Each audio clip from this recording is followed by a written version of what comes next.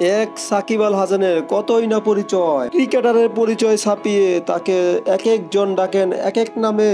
এই বছর আরো এক পরিচয় যোগ করেন সাকিব, হয়ে যান রাজনীতিবিদ। মাত্র 7 মাস আগে দ্বাদশ জাতীয় নির্বাচনে মাগুরা এক আসনের এমপিও নির্ধারিত হয়েছিলেন সাকিব। তবে সেই পরিচয় আর বেশি দিন টিকলো না। গত সোমবার গণনেত্রী শেখ হাসিনা পদত্যাগ করলেই সেদিনই সাকিবের পার্টি অফিসে আগুন দেন বিক্ষোভকারীরা। সাকিব এখন কি করবেন সেই প্রশ্নই এখন ঘুরপাক খাচ্ছে সাকিব লাভারদের মনে।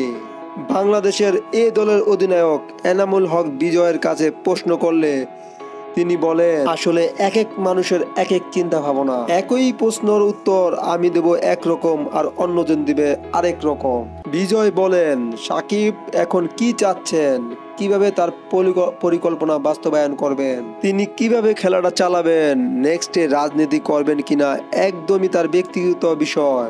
বিজয় আরো বলেন, আমরা যখন তাকে মাঠে পাবো ক্রিকেটার সাকিব আল হাসানকেই চাই, ব্যক্তি হিসেবেও চাই।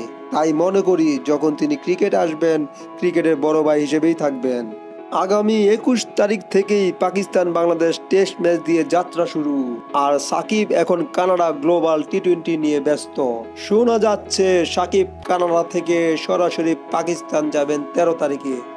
আদৌ সাকিব যাবেন কিনা নাকি খেলবেন এটাই দেখার বিষয় এখন।